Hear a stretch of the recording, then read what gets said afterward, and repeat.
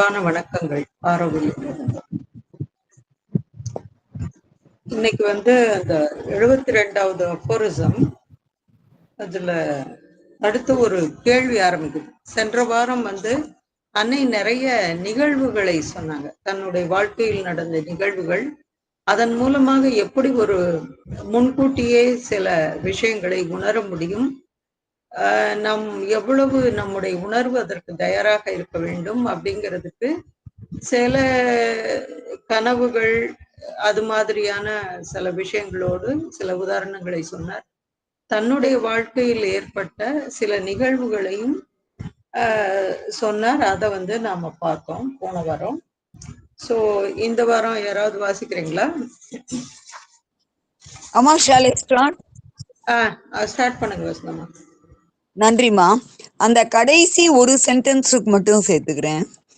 அன்னையார் இதுக்கு முந்தி வந்த கேள்வி எல்லாமே ப்ரீ டிட்டர்மின்டு சட்டில் பிசிக்கல்ல அப்படின்னா ஃபர்தரா நம்மளால எதையுமே மாற்ற முடியாதா, வாட் ஆர் வி டு டூன்னு கேட்கும்போது எல்லாவற்றையும் தீர்க்கமாக உணரக்கூடிய ஒரு ஐ சைட் நமக்கு வேணும் அப்படிங்கிறதெல்லாம் சொன்னாங்க.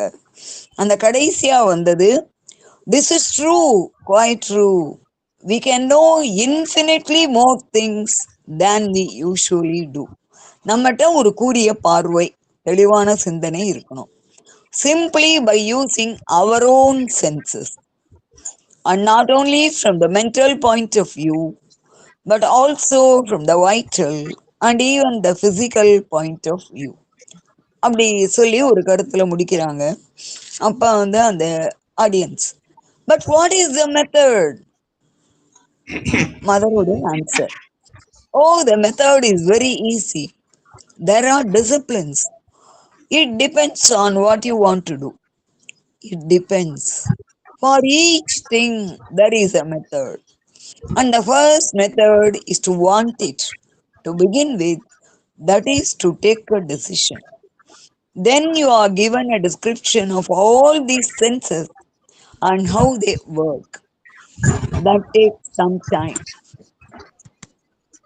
You take one sense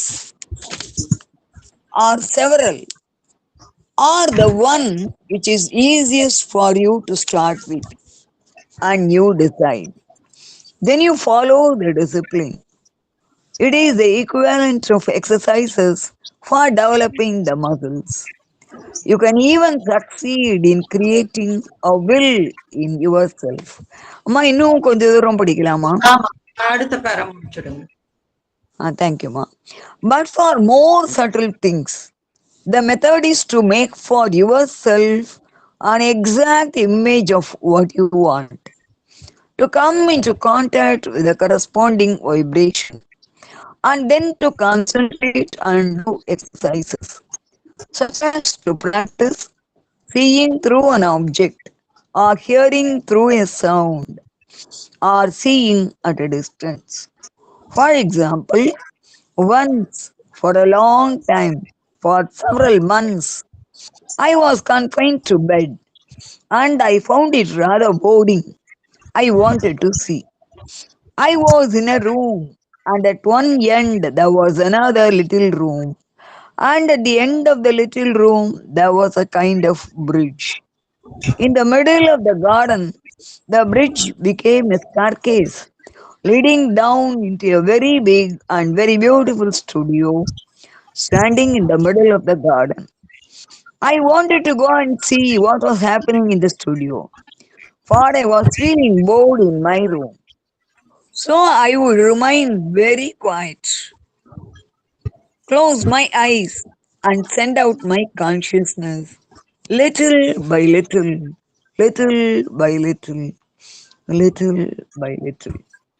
And day after day, I chose a fixed time and did the exercise regularly. At first, you make use of your imagination, and then it becomes a fact. After some time, I really had the physical sensation that my vision was moving.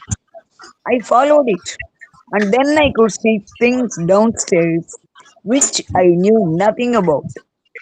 I would check afterwards. In the evening, I would ask, was this like that? And was that like this? ஒரு 3 line மட்டும் sir.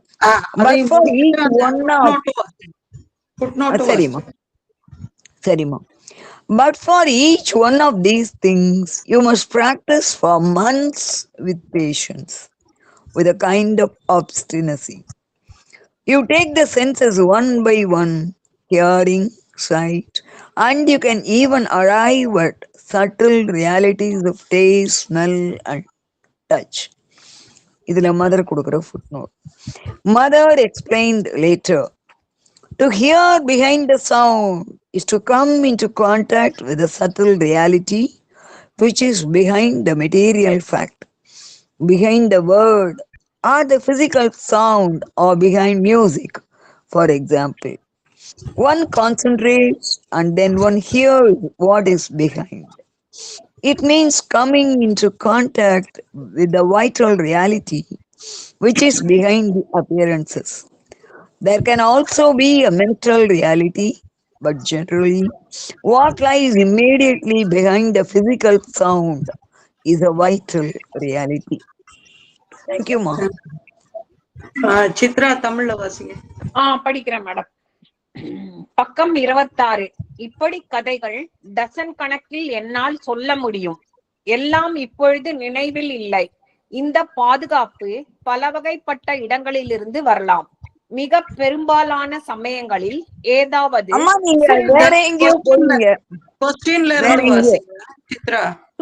புரியல madam. போர்ஷன்ல இருக்கீங்க, இன்னும் கொஞ்சம் பின்னால வரணும். But what is the method? அந்த இடம் எது சொல்றீங்க? புரியல. இப்படி கதைகள் டசன் கணக்கில் தான் ஆரம்பிக்கணும். இல்ல இல்ல இல்ல இல்ல சித்ரா, அதற்குரிய வழிமுறை என்ன? அதுல இருந்து வாசன. ஓ சரி மேடம், தேங்க்யூ. அதற்குரிய வழிமுறை என்ன? வழிமுறை மிக எளிது. பல அக ஒழுக்கங்கள் உள்ளன. எல்லாம் நீ விரும்புவது என்ன என்பதை பொறுத்துள்ளது. ஒவ்வொன்றிற்கும் ஒவ்வொரு முறை இருக்கிறது. முதலாவது, நீ அது வேண்டும் என்று கோர வேண்டும். அதுவே தொடக்கம். அதாவது அதை பெற முடிவு செய்ய வேண்டும். பிறகு இந்த புலன்களை எல்லாம் பற்றி உனக்கு விளக்கம் தரப்படும். அவை எவ்வாறு வேலை செய்கின்றன என்றும் சொல்லித் தருவார்கள். அதற்கு அதிக காலம் ஆகும். நீ ஒன்று அல்லது பல புலன்களை எடுத்துக் கொள்ளலாம், அல்லது உனக்கு எளிதாக உள்ளதை முதலில் எடுத்துக் கொள்ளலாம். இவ்வாறு முடிவு செய்த பின் நீ அதற்குரிய அக ஒழுக்கத்தை பின்பற்ற வேண்டும். தசைகளை வளர்ப்பதற்கு செய்யும் உடற்பயிற்சிகளை போன்றதே இதுவும். உன்னுள்ளே ஓர் இச்சா சக்தியை கூட நீ வளர்த்து கொள்ள முடியும். ஆனால் அதிக நுண்மையான விஷயங்களுக்குரிய முறை, நீ எதை விரும்புகிறாயோ அதன் திட்டவட்டமான பிம்பத்தை உண்டாக்கி கொள்ள வேண்டும். அதற்கு இணையான அதிர்வுடன் தொடர்பு கொள்ள வேண்டும். பிறகு ஒருமுனைப்பட்டு அதற்குரிய பயிற்சிகளை செய்ய வேண்டும். ஒரு பொருளை ஊடுருவி பார்த்தல், ஓர் ஒளியை ஊடுருவி கேட்டல், அல்லது தொலைவில் உள்ள ஒன்றை பார்த்தல், இவை போன்றவற்றை பயிற்சி செய்ய வேண்டும். உதாரணமாக, ஒரு சமயம் நீண்ட நாட்களாக பல மாதங்கள் நான் படுத்த படுக்கையாக இருந்தேன். அது மிகவும் சலிப்பூட்டுவதாக இருந்தது. நான் பார்க்க ஆசைப்பட்டேன். நான் ஓர் அறையில் இருந்தேன். ஒரு முனையில் இன்னொரு சிறு அறை இருந்தது. அந்த சிறு அறையின் முடிவில் ஒரு வகையான பாலம் இருந்தது. தோட்டத்தின் நடுவில் பாலம் ஒரு ஏணிப்படியாக ஆனது. அது தோட்டத்தின் நடுவில் உள்ள ஒரு மிக பெரிய, மிக அழகான கலைக்கூட்டத்தில் போய் முடிந்தது. அறையில் இருந்து இருப்பது சலிப்பு தட்டியதால் கலைக்கூடத்திற்கு போய் அங்கே என்ன நடக்கிறது என்று பார்க்க விரும்பினேன். ஆகவே அமைதியாக இருந்து கண்களை மூடிக்கொண்டு சிறிது சிறிதாக சிறிது சிறிதாக சிறிது சிறிதாக என்னுடைய உணர்வை வெளியே அனுப்புவேன். இப்படியே தொடர்ந்து செய்து வந்தேன். ஒரு குறிப்பிட்ட நேரத்தில் ஒழுங்காக இந்த பயிற்சியை செய்து வந்தேன். முதலில் நீ உனது கற்பனையை பயன்படுத்த வேண்டும். பிறகு அது மெய்யான ஒன்றாக ஆகிவிடும். சிறிது காலத்திற்கு பிறகு என்னுடைய பார்வை மீண்டு சென்று கொண்டிருப்பதை தூலமாகவே உணர்ந்தேன். அதை பின்பற்றி சென்றேன். பிறகு கீழ்த்தட்டில் நடந்தவற்றை எல்லாம் பார்க்க முடிந்தது. பின்னர் நான் பார்த்தது சரிதானா என்று விசாரித்து தெரிந்து கொள்வேன். மாலையில் அது இப்படி இருந்ததா, இது அப்படி இருந்ததா என்று கேட்பேன். இன்னும் படிக்கணுமா மேடம்? ஆமா, அந்த ஃபுட்நோட் வரைக்கும் படிக்கணும். ஓ, மனதை பொறுத்த மட்டில் இது எளிது. ஏனெனில் அங்கு நீ ஒருமுனைப்பட்டு பழகி இருக்கிறாய். நீ சிந்தித்து ஒரு முடிவு கண்டுபிடிக்க நினைக்கும் போது உன்னுடைய சிந்தனையின் அனுமானங்களை பின்பற்றி செல்லாமல் எல்லாவற்றையும் நிறுத்திவிட்டு அந்த பிரச்சனையின் மீது சித்ரா ஒரு நிமிஷம், அது இல்லம்மா, அது அடுத்த பேராவை விட்டீங்க போல. But each one of these things அத காணோம். மனதை பொறுத்த இல்ல, சரிதான். இது வந்து அடுத்தது அவங்க விட்டுட்டாங்க. ஏன்னா அது அடுத்ததுக்கு போயிடுச்சு. அந்த கீழே இருக்கிற ஃபுட் நோட்டை மட்டும் வாசிச்சுட்டு நிறுத்திக்கோங்க. ஓகே. பின்னால் அன்னை இதை விளக்கினார். ஒலிக்கு பின்னால் உள்ளதை கேட்டல் என்றால் சொல்லுக்கு அல்லது தூல ஒலிக்கு அல்லது இசைக்கு பின்னால் உள்ள உண்மையான மெய்யுடன் தொடர்பு கொள்ளுதல் என்று பொருள். நீ ஒருமுனைப்பட வேண்டும். அப்பொழுது நீ பின்னால் உள்ளதை கேட்கலாம். அது புற தோற்றங்களுக்கு பின்னால் உள்ள பிராணத்தன்மை கொண்ட மெய்யுடன் தொடர்பு கொள்ளுதல் ஆகும். மனத்தன்மை கொண்ட மெய்மையும் இருக்க முடியும். ஆனால் பொதுவாக தூல ஒலிக்கு பின்னால் இருப்பது பிராணத்தன்மையை கொண்ட மெய்மையே. அதுக்கடுத்து இது மனத்தை பொறுத்த மட்டில் படி. இல்ல, அது தேவையில்லைம்மா. தேங்க்யூமா. ஓகே, நன்றி மேடம். ஓகே, சோ இப்போ படிச்ச இந்த இதை பத்தி யாராவது ஏதாவது சொல்ல முடியுமா? But what is the method?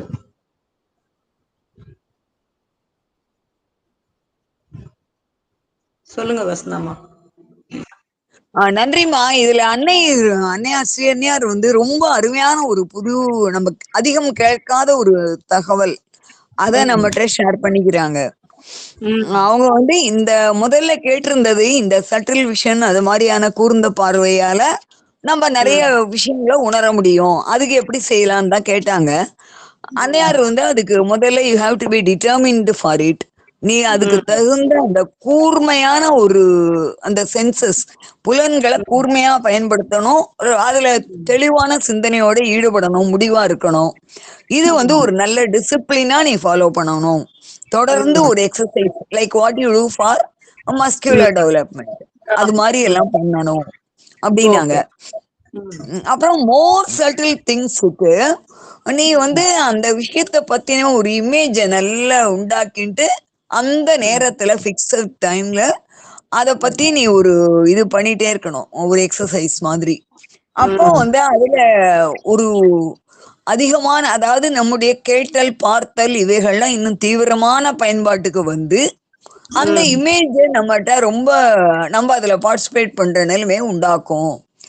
அதுக்கு அவங்க எக்ஸாம்பிளா என்ன சொல்றாங்கன்னா, ஒரு முறை வென் ஷி வாஸ் சிக், அவங்க இப்படி ஒரு நல்ல ஸ்ட்ராங் இமேஜ் அந்த ஃபார்மேஷன்னால அந்த ஸ்டூடியோல கலைக்கூடத்துல நடக்கிறத இங்க இருந்து உணர்ற அளவுக்கு அவங்க டெவலப் பண்ணாங்க.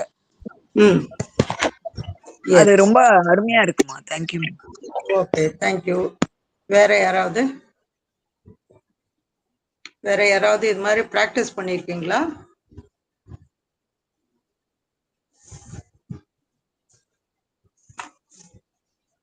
சண்முகப்பிரியா, வேற யாராவது? பானுப்பிரியா? அம்மா, இதுல ஒரு சின்ன அளவுக்கு நம்ம சில இடங்கள்ல உணர்வோம்மா எல்லாருமே. ஃபார் எக்ஸாம்பிள், நீங்களோ நானோ இன்னி யாரோ நம்ம வந்து ஒரு 2 நாள் லீவ் எடுத்து கொஞ்சம் உட முடியாமலோ ஏதோ காரணத்துக்கு லீவ் எடுத்து வீட்டுல ரெஸ்ட் எடுத்துட்டு இருக்கோம்னா, அங்க இது நடக்கும் அது நடக்கும்னு நம்ம மனம் போய் ஒரு விதமான இமேஜ கொண்டு வரும். Yes, okay. So thank you. So யாரும் எதுவும் சொல்றதுக்கு இல்லைன்னு நினைக்கிறேன்.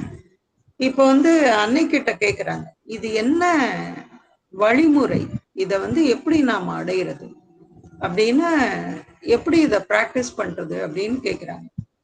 இந்த இவர் வாழும் கலை இது பண்றாரு, அவர் பேர் என்ன, அந்த சுவாமிஜி பேரு ரவிசங்கர். ஆமா, ரவிசங்கர். அந்த போன வகுப்புலயே நான் சொன்னேன்னு நினைக்கிறேன். அவங்க வந்து இது மாதிரி ஒரு டீச்சர்ஸ் ட்ரைனிங் மாதிரி அவங்க நடத்துறாங்க. அதுல வந்து அவங்களுக்கு சொல்லி கொடுக்கப்படுகிற இது என்னன்னாக்கா, ஒரு ரூம்ல உட்காந்துப்பாங்க. அவங்க வந்து கண்ணை மூடிட்டு அடுத்த ரூம்ல வந்து என்ன இருக்கு அப்படிங்கிறத அவங்க வந்து தன்னுடைய கற்பனை மூலமாவோ இதுவோ இந்த கான்சியஸ்னஸ்ன்னு அவங்க சொல்லாம, ஏன்னா அந்த டீச்சர்ஸ் அதை என்கிட்ட சொல்லலை, அதனால சொல்றேன். நமக்கு தான் அன்னை வந்து இந்த கான்சியஸ்னஸ் அப்படிங்கிறத ரொம்ப நமக்கு உணர்த்திக்கிட்டே இருப்பாங்க. அவங்களுக்கு வந்து அது மாதிரி ஒரு பயிற்சி அளிக்கப்படுகிறது. அதுக்கப்புறம் என்ன செய்யறாங்க அப்படின்னு சொன்னா, இந்த பிரபஞ்சத்தையே பார்க்கும் அளவிற்கு கண்ணை மூடிட்டு இந்த ஒரு பால்வெளி மண்டலம் எல்லாம் அப்படியே போற மாதிரி எல்லாம் அவங்க வந்து இது மாதிரியான ஒரு பயிற்சியை கொடுக்குறாங்க. இது வந்து என்னன்னாக்கா, கிட்டத்தட்ட அடுத்து அன்னை சொல்ல போறாங்க, அது வந்து ஒரு மென்டல் இது மாதிரி, மன ரீதியாக செய்யக்கூடிய ஒரு பயிற்சி. ஆனா இங்க நமக்கு சொல்லப்படுவது என்னன்னா, முழுக்க முழுக்க ஒரு கான்சென்ட்ரேஷனோட நம்முடைய உணர்வு வந்து அங்க போகணும். அது வந்து அன்னை தன்னுடைய வாழ்விலேயே நடந்த ஒரு விஷயத்த இங்க வந்து நம்மளோட பகிர்ந்துக்கிறாங்க. அப்போ இதுல வந்து 2 விஷயம் தெரியுது. உடம்பு சரியில்லைன்னா கூட இது மாதிரி எல்லாம் விஷயங்கள்லாம் செய்ய முடியும். கரெக்டா? கரெக்டா? ஆமாம்மா, ரொம்ப அருமையா இருக்கு. உடம்பு சரியில்லைன்னா கூட நம்ம என்ன செய்வோம், மாத்திரை போட்டு ஒரு மாதிரி இப்படியாச்சு அப்படியாச்சு அப்படின்னு சொல்லிட்டு ஒரு மாதிரி சும்மாவே படுத்திருப்போம். ஆனா இங்க அன்னை வந்து என்ன செய்யறாங்க அப்படின்னு சொன்னா, அப்ப கூட தன்னுடைய அந்த யோக சாதனையை வந்து செஞ்சுட்டு தான் இருக்காங்க. இத முக்கியமான பாயிண்டா வந்து நான் பாக்குறேன். இத நாம எல்லாரும் எடுத்துக்கணும். அதே போலதான் பகவான் ஸ்ரீ அரவிந்தருடைய வாழ்க்கையிலையும் நீங்க பாத்தீங்கன்னாக்க, அவருக்கு வந்து இந்த கால் தொடையில இந்த எலும்பு முறிவு ஏற்பட்ட பொழுது 1938ல, அதுக்கப்புறம் அவருக்கு அந்த தனிமை, அப்புறம் அந்த தனியா சாலிட்டரி இதெல்லாம் அவருக்கு போயிடுச்சு. அந்த மௌனத்தை வந்து கலைச்சிட்டாரு அவரு. ஏன்னாக்கா நிறைய பேர் அவருக்கு ஹெல்ப் பண்றதுக்கு வரணும், டாக்டர்ஸ், அப்புறம் வேற அசிஸ்டன்ட்ஸ் எல்லாம் ஒரு ரொட்டேஷனலா வந்து அவரை பார்த்துக்கணும். அப்போ வந்து முழுமையாக அந்த மௌனம் வந்து அங்க கலைஞ்சு போகுது. அப்ப பகவான் என்ன செய்யறாரு அப்படின்னு சொன்னாக்க, தான் ஏற்கனவே எழுதிய கட்டுரைகளை மறு ஆய்வு செய்கிறார். அப்போ அதாவது ஆர்யா பத்திரிகையில் எழுதப்பட்ட சிந்தசிஸ், லைஃப் டிவைன், இது எல்லாத்தையும் திருப்பியும் வந்து அவர் எடிட் பண்றாரு. இந்த காலகட்டத்தில், இந்த 12 வருட காலகட்டத்துல அதை வந்து திருப்பியும் அதை பதிப்பிப்பதற்காக திருப்பியும் அதை வந்து ஒவ்வொன்றா எடுத்துட்டு எல்லாத்தையும் அதை எடிட் பண்ணி கொடுக்குறாரு. ஸோ அப்போ இப்போ இவங்க 2 பேரோட இந்த வாழ்க்கையில இருந்து நாம தெரிஞ்சுக்க வேண்டியது என்ன அப்படின்னு சொன்னா, உடல் ஒரு பக்கம் இருந்தாலும் இப்ப நம்ம வந்து பிரயோஜனமான எதையாவது ஒன்றை நாம வந்து செய்யணும், சும்மா இருக்காம, அப்படிங்கிறது நமக்கு இதுல இருந்து தெரியுது. இனிமே இது வரைக்கும் செய்யலைன்னா இனிமேலாவது அதை செய்யறதுக்கு முயற்சி செய்யலாம். ஸோ இது ஒண்ணு. அப்போ அன்னை என்ன சொல்றாங்கன்னா, இது மாதிரி விஷயங்கள் செய்யணும்னா உனக்கு வந்து இதுக்கு ஒரு ஒழுங்கு முறை இருக்கணும். ஒரு குறிப்பிட்ட நேரத்துல வந்து நீ உன்னுடைய உணர்வை ஒருமுனைப்படுத்தி இதற்காக நீ பழக்கணும் அப்படின்னு சொல்லிட்டாங்க. ஒரு எப்படி தசை நார்களை இந்த யோகாலாம் செஞ்சு நாம வந்து அதை வலுப்படுத்திக்கிறோமோ, அதே போல இதையும் வந்து நாம சில டிசிப்ளின்ஸ் மூலமா அதை செய்யணும் அப்படின்னு சொல்றாங்க. The method is very easy. There are disciplines. It depends on what you want to do. இது அடுத்தது. It depends on what you want to do. நீ என்ன செய்யணும்னு நினைக்கிற அப்படிங்கிறத முதல்ல நம்ம தீர்மானிச்சுக்கணும். அது முக்கியமானது. நமக்கெல்லாம் எப்பயும் ஒரு ஒருமுனைப்பான ஒரு தீர்மானம்ங்கிறது இருக்கிறதே இல்லை. இன்னைக்கு கொஞ்ச நேரம் படிப்போம், அதுக்கப்புறம் வந்து ஓகே தூக்கி வச்சிருவோம். ஒரு 10 நாளைக்கு அதை தொடவே மாட்டோம். திருப்பி என்னைக்கு தோணுதோ அதுக்கப்புறம் திருப்பியும் எடுப்போம்.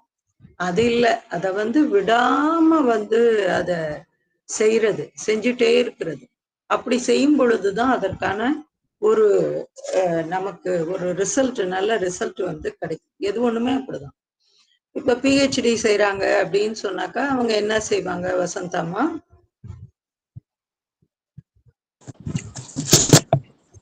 ஒரு டைட்டிலுக்கு நிறைய இன்ஃபர்மேஷன் கலெக்ட் பண்ணணுமா, வேற வேற ஆஸ்பெக்ட்ஸ்ல ரிலேட்டட் இன்ஃபர்மேஷன் ரொம்ப நிறைய. ஆமா, இடைவிடாம ஒரு 4-5 வருட காலம் இத வந்து உமா யாரு வேற யாராவது சொல்லுமா?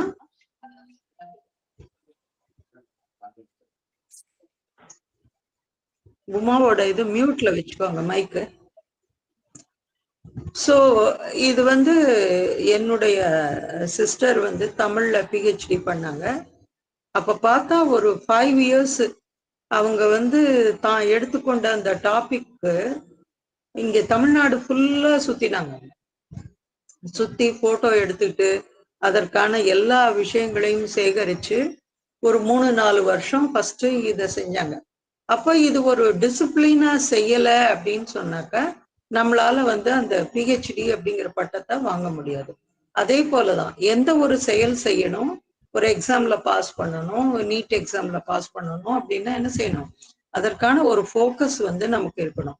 முதல்ல நமக்கு என்ன வேணும் அப்படிங்கிறத தீர்மானிச்சுக்கணும். That is the first foremost point and important point also. கொஞ்ச நேரம் இங்க இருக்கிறது, இன்னொரு இதுக்கு போறது, அப்படி ஆசிலேஷன் இருக்கக்கூடாது. அதுக்கப்புறம் இதை வந்து ஒரு கான்சன்ட்ரேஷனோட இதை நம்ம செஞ்சுட்டே இருக்கணும். It depends for each thing there is a method. ஒவ்வொன்றுத்துக்கும் ஒரு வழிமுறை இருக்கு. And first method is to want it to begin with. அதாவது முதல்ல அது நமக்கு வேணும் அப்படிங்கறத நம்ம விரும்பணும். டு டேக் அ டெசிஷன், இதுதான் முக்கியமானது. ஒரு தீர்மானம் பண்ணிக்கணும், இது எனக்கு கட்டாயம் வேணும், நான் இந்த வழியா தான் போவேன். ஈவன் வந்து ஒரு சைக்கிக் பீயிங்கை வந்து நம்ம ரியலைஸ் பண்ணணும் அப்படின்னு சொன்னா கூட அதுக்கான என்ன இதுவோ அந்த முயற்சியை நம்ம எடுக்கணும். அப்கோர்ஸ் அந்த ரிசல்ட் வந்து ஸ்பிரிச்சுவாலிட்டியில நம்மளுடைய கையில இல்லை அப்படின்னு சொன்னாலும் அந்த டிசிப்ளின் வந்து ஓரளவு நமக்கு ஒரு ஆஸ்பிரேஷனையும் ஒரு இதையும் நமக்கு கொண்டு வரும். Then you are given a description of all these senses and how they work. That takes some time. இப்போ வந்து ஒரு முறை நான் ஒரு ஒர்க் ஷாப் வந்து அட்டன் பண்ணேன். அப்போ அவங்க வந்து என்ன சொல்லி கொடுத்தாங்க அப்படின்னு சொன்னாக்கா, கண்ணை மூடிக்கோங்க, அதுக்கப்புறம் வந்து தூரத்துல இருக்கிற ஒரு சவுண்டை கேளுங்க அப்படின்னு சொன்னாங்க. எனக்கு அப்பெல்லாம் எதுவுமே புரியல, இதெல்லாம் என்ன என்ன சொல்றாங்க அப்படின்னு புரியல. தூரத்துல இருக்கிற சவுண்டு அப்படின்னு சொன்னாக்க அப்போ அவங்க வந்து நமக்கு இதை தான் கத்து கொடுக்க வர்றாங்க.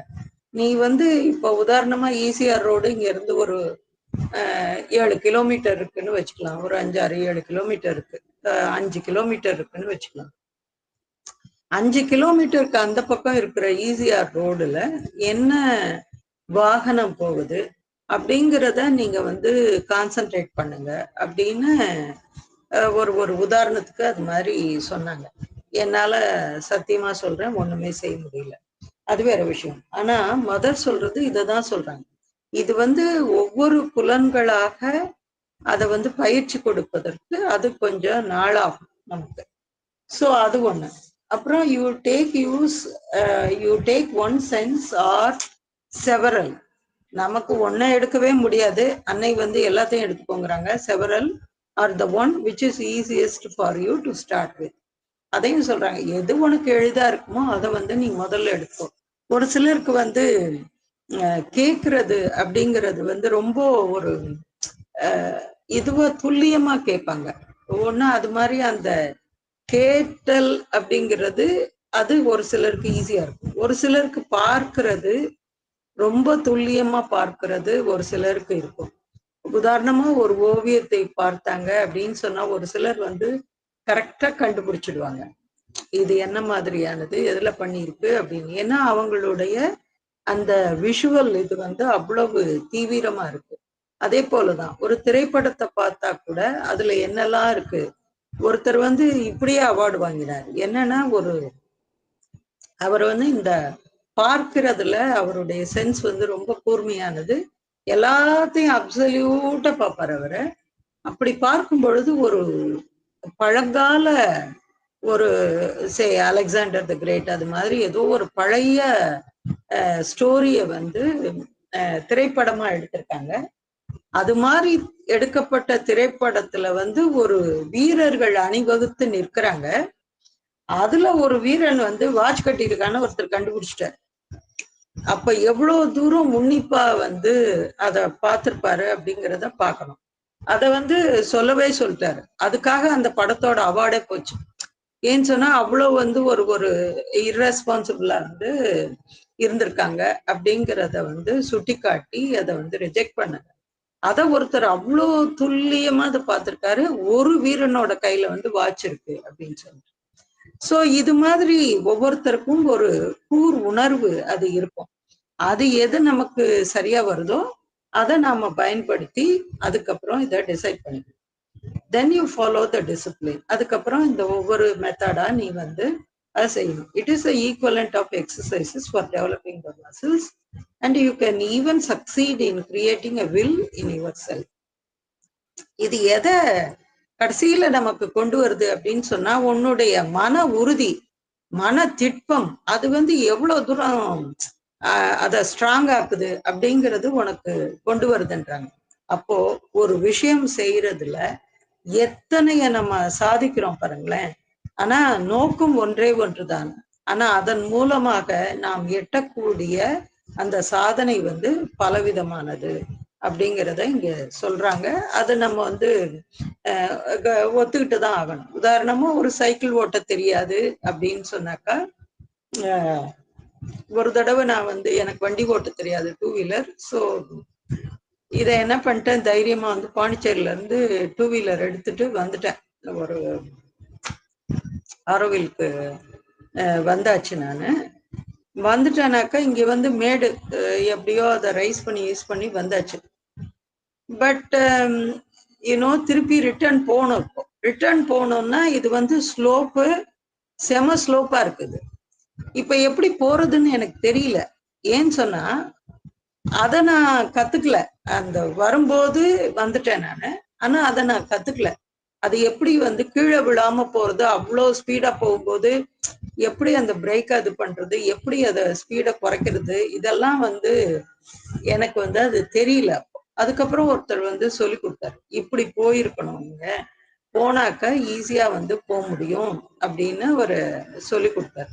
ஒரு ஹாஃப் இதோட நீங்க போகணும், இல்லாட்டி ஒரு 25% இருந்தா போறோம், அந்த ஸ்பீட்ல வந்து நீங்க போயிட்டு அந்த பிரேக்கையும் நீங்க வந்து ரெடியா இது பண்ணி வச்சுக்கணும் அப்படின்னு சொல்லி கொடுத்தாரு. சோ இது மாதிரி அந்த ஓட்டுறது அப்படின்னு சொன்னாக்க அதுல நுணுக்கங்கள், பல விஷயங்களை நம்மால வந்து கத்துக்க முடியும். இது வந்து ஜென்ரலாவே எல்லா விஷயத்திலையும் உள்ளது. ஆனா இது போல ஒரு வித்தியாசமான ஒரு பயிற்சிகள்ல ஈடுபடும் பொழுது நமக்கு வேற வேற என்ன சொல்றது, ஒரு அகக்காட்சிகள்லாம் கிடைப்பதற்கு அது வந்து வாய்ப்பு இருக்கு. ஏன்னா அது மாதிரியான விஷயத்தை தான் இங்க செய்யறோம். அதுதான் இங்க வந்து அன்னை சொல்றாங்க, but for more subtle things the method is to make for yourself an exact image of what you want. உனக்கு என்ன வேணும்னு நீ நினைக்கிறியோ அதை பத்தின ஒரு உருவத்தை நீ வந்து பிம்பத்தை நீ கிரியேட் பண்ணிக்கணும் முதல்ல. இப்போ நாமெல்லாம் வந்து அன்னை பிசிக்கலா பார்த்தது இல்ல. இதுல யாராவது அன்னை பிசிக்கலா பார்த்தவங்க இருக்கீங்களா நம்ம குரூப்ல? யாராவது இருக்கீங்களா? நான் மட்டும்தான் இருக்கேனும் இந்த மீட்டுல, யாருமே இல்லையோ?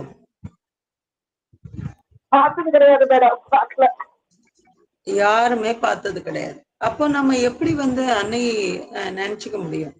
அன்னையோட புகைப்படத்தை வச்சுட்டு தான் நம்ம வந்து அன்னையை பார்த்து பேசிக்கிறோம், இல்லாட்டி நமக்கு என்ன தேவையோ அதை அன்னைக்கிட்ட சொல்றோம். ஆனா இப்ப வந்து புகைப்படமே நம்ம கிட்ட இல்ல, கையிலையும் இல்ல, இதுவும் இல்லை அப்படின்னு வச்சுக்கோங்க ஒரு உதாரணத்துக்கு. அப்ப என்ன செய்ய முடியும்?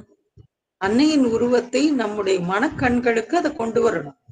கொண்டு வந்து அதை வந்து நாம அன்னைக்கிட்ட என்ன சொல்லணுமோ அதை சொல்லணும், பிரார்த்தனை செய்யணுமோ செய்யணும். அததான் இங்க அன்னை வந்து சொல்ல வராங்க. அதாவது நீ உனக்கு எது தேவையோ அந்த பிம்பத்தை நீ வந்து கொண்டு வந்துக்கணும் அப்படின்னு சொல்றாங்க.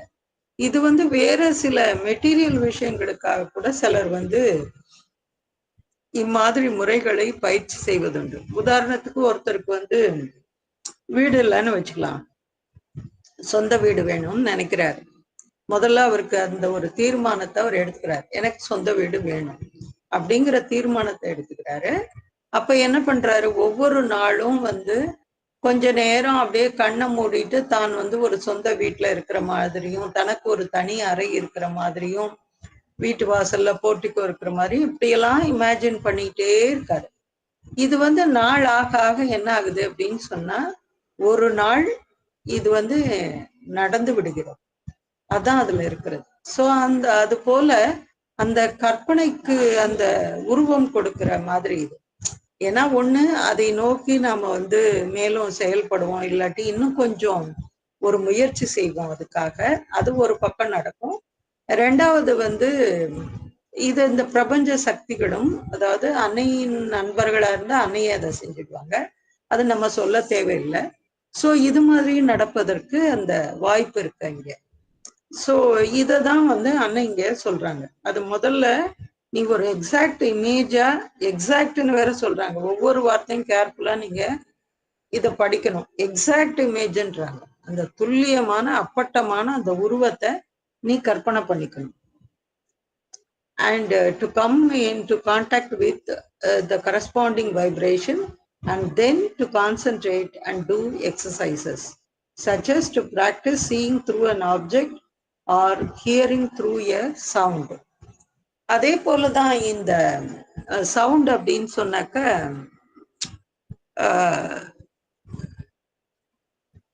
இப்ப இந்த கசல் மாதிரி, கசல்லாம் கேட்டிருக்கீங்களா யாராவது?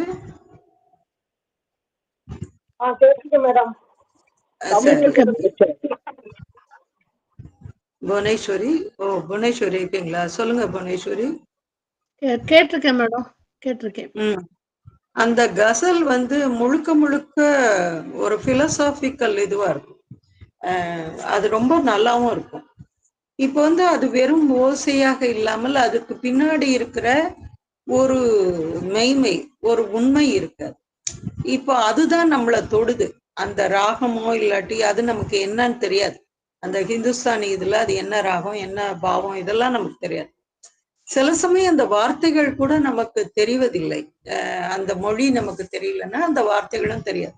ஆனா ஏதோ ஒண்ணு நம்மளை வந்து அந்த சவுண்டு வந்து நம்மளை அட்ராக்ட் பண்ணும். ஏன்னு சொன்னா அந்த ஒலிக்கு பின்னால இருக்கிற அந்த மெய்மை வந்து நம்மளை அட்ராக்ட் பண்ணும். உதாரணமா எம்.எஸ். சுப்புலட்சுமியோட அம்மாவோட பாடல்கள் கேட்காதவங்க யாருமே இருந்திருக்க மாட்டாங்க இல்லையா?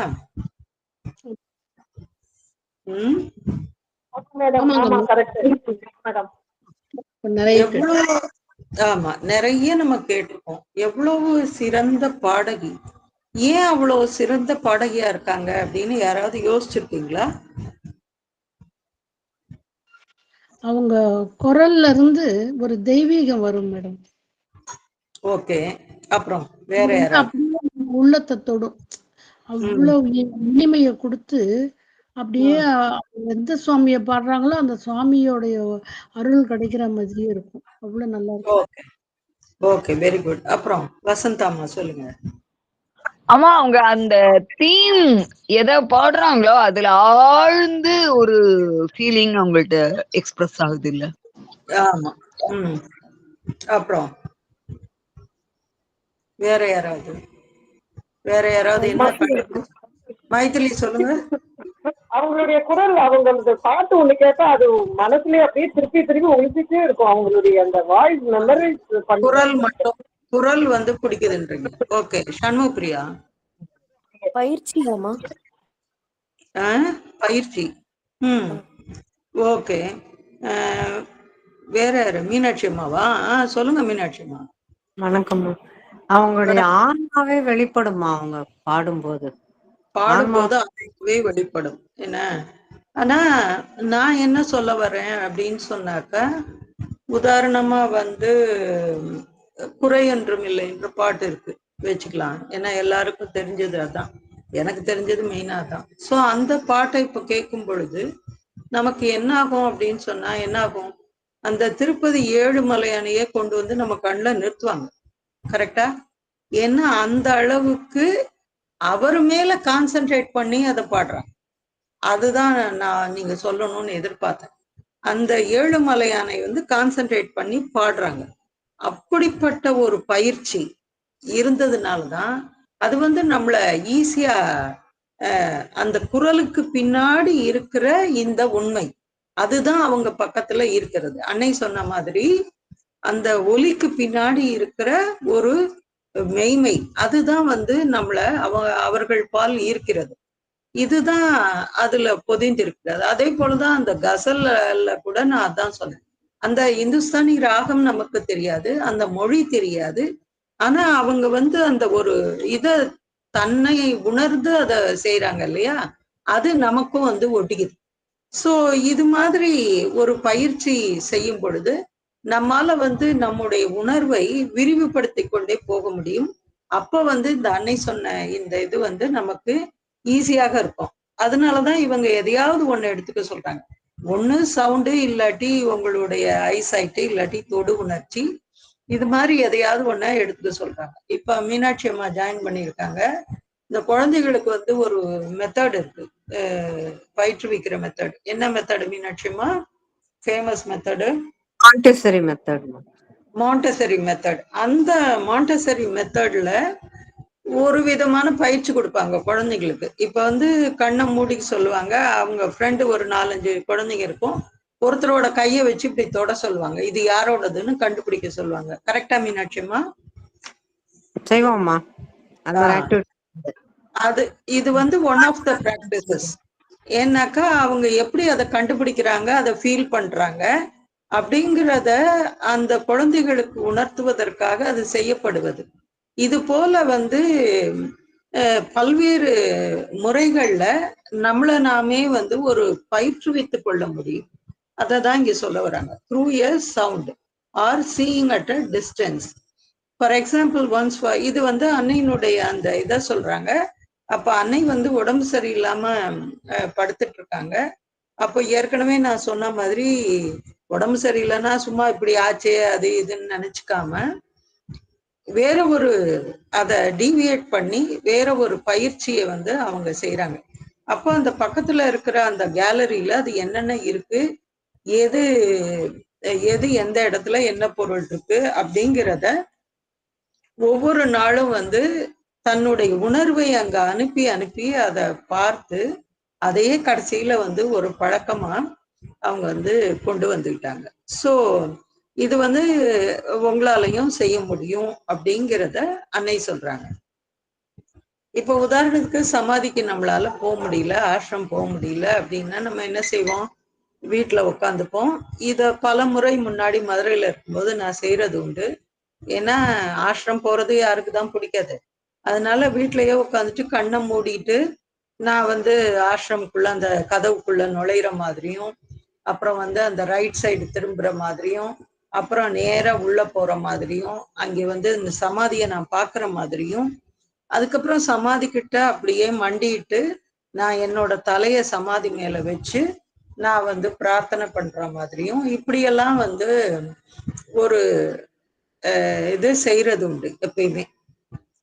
சோ அது போல எல்லாரும் வந்து இதை செய்யலாம். அப்ப அன்னையினுடைய அருள் வந்து இன்னும் கொஞ்சம் நமக்கு வந்து அது ஈஸியா இருக்கும், அவ்வளவுதான். சோ இப்படி அன்னை வந்து ஒவ்வொன்னா இது பண்ணி அவங்க கடைசியில அந்த பக்கத்து அறையில என்னெல்லாம் இருக்கு அப்படிங்கறத, அந்த ஸ்டுடியோல என்ன இருக்கு அப்படிங்கிறத பாத்துறாங்க. ஆனா அடுத்த பேரால சொல்றாங்க, but for each one of these things you must practise for months. மாசக்கணக்கா நீ இதை பயிற்சி பண்ணணும் வித் பேஷன்ஸ், பொறுமையோட இதை வந்து கடைபிடிக்கணும் வித் அ கைண்ட் ஆஃப் அப்ஸ்டினசி. அப்ஸ்டினசினா என்னது வசந்தாமா? பிடிவாதமான பற்றான அந்த கெட்டியா விடாப்பிடி. ஆமா, பிடிவாதமா ஒரு ஸ்டபர்னா இருக்கணும். ஒரு ஸ்டபனா இருந்துட்டு இதை வந்து நாம டெய்லி செய்யணும். You take the senses one by one, ஒவ்வொரு சென்சஸா எடுத்துக்கணும். முதல்ல வந்து கேட்கறது, அப்புறம் sight, and you can even arrive at the subtle realities of taste, smell and touch. அதுவும் கடைசியில வந்து உங்களால செய்ய முடியும் அப்படின்னு சொல்றாங்க. ஸோ அந்த ஃபுட் நோட்லையும் அதே தான். அந்த ஒரு ஒலிக்கு பின்னாடி வேற என்ன, அந்த மெட்டீரியல் ஃபேக்டுக்கு பின்னாடி என்னது இருக்கு, அதுக்கு பின்னாடி என்ன விஷயம் இருக்கு அப்படிங்கிறத இது பண்ணலாம்.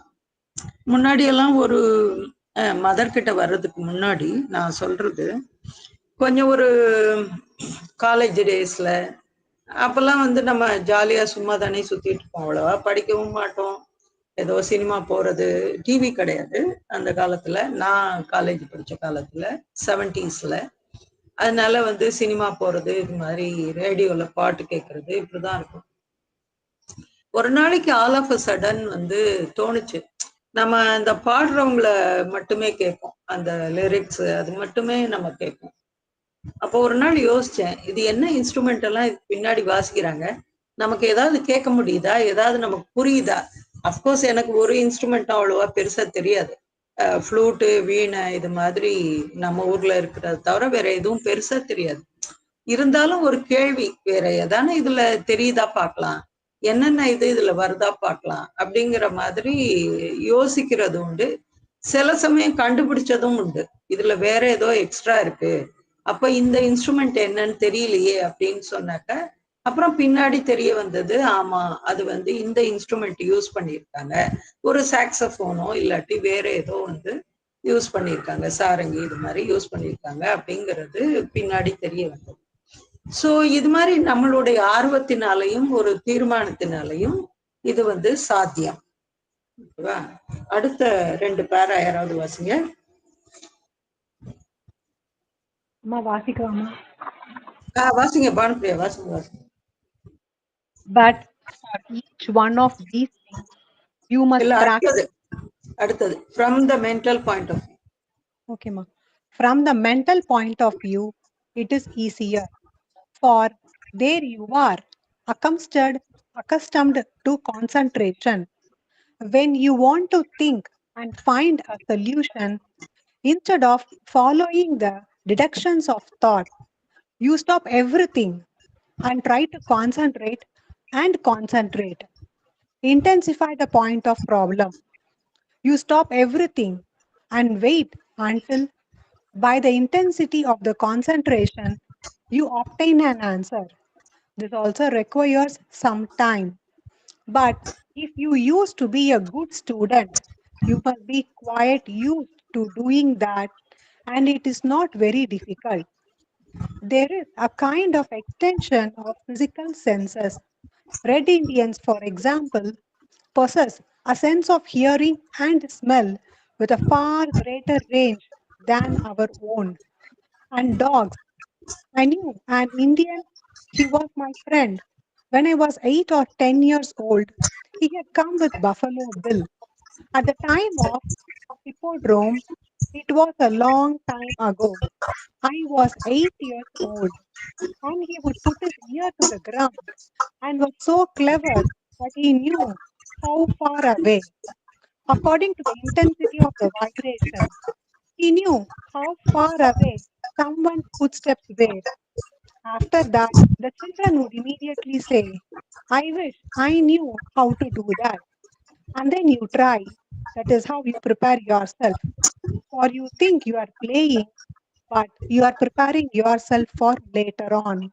27th February 1962. தேங்க்யூமா. தமிழ்ல யார் வாசிக்கிறீங்க? நான் வாசிக்கிறேமா. மனத்தை பொறுத்தமட்டில் இது எளிது, ஏனெனில் அங்கு நீ ஒருமுனைப்பட்டு பழகி இருக்கிறாய். நீ சிந்தித்து ஒரு முடிவு கண்டுபிடிக்க நினைக்கும்போது உன்னுடைய சிந்தனையின் அனுமானங்களை பின்பற்றி செல்லாமல் எல்லாவற்றையும் நிறுத்திவிட்டு அந்த பிரச்சனை மீது ஒருமுனைப்படு. எல்லாவற்றையும் நிறுத்திவிட்டு உன்னுடைய ஒருமுனைப்பின் தீவிரத்தினால் உனக்கு விடை கிடைக்கும் வரை காத்திரு. இதற்கும் சிறிது காலம் தேவை. ஆனால் நீ நல்ல மாணவனாக இருந்திருந்தால் இந்த பழக்கம் உனக்கு இருந்திருக்கும். அதனால் இது அதிக கஷ்டமாய் இராது. தூல புலன்கள் ஒரு வகையில் விரிவடைகின்றன. உதாரணமாக, செவிந்தியர்களுக்கு கேட்கும் சக்தியும் மோப்ப சக்தியும் நம்மை விட மிக அதிகமாக இருக்கின்றன. பிறகு நாய்கள். எனக்கு ஒரு செவிந்தியரை தெரியும். நான் 8 அல்லது 10 வயது சிறுமியாக இருந்தபொழுது அவர் என்னுடைய நண்பராக இருந்தார். அவர் ஹிப்போட்ரோம் காலத்தில் பஃபலோ பில் உடன் வந்திருந்தார். வெகு காலத்திற்கு முன், நான் 8 வயதாக இருந்த காலத்தில் நிகழ்ந்த நிகழ்ச்சி இது. அவர் தம்முடைய காதை தரையில் வைத்து ஒருவர் எவ்வளவு தூரத்தில் நடந்து போகிறார் என்று அதிர்வின் தீவிரத்தை கொண்டு சொல்லிவிடுவார். அதை பார்த்து எல்லா குழந்தைகளும், ஓ, எனக்கு இந்த திறமை இருந்தால் எவ்வளவு நன்றாக இருக்கும் என்று சொல்வார்கள். கேட்டு தெரிந்து கொண்ட பின் நீ அதை முயன்று பார்க்க வேண்டும். அப்படித்தான் உன்னை தயார் செய்ய வேண்டும். நீ விளையாடுவதாக நினைப்பாய், ஆனால் அது உன்னை வருங்காலத்திற்கு தயாரித்தல் ஆகும். 27 பிப்ரவரி 1962. நன்றி அம்மா. தேங்க்யூ. ஸோ இதை பற்றி யாராவது சொல்ல முடியுமா? First para from the mental point of view.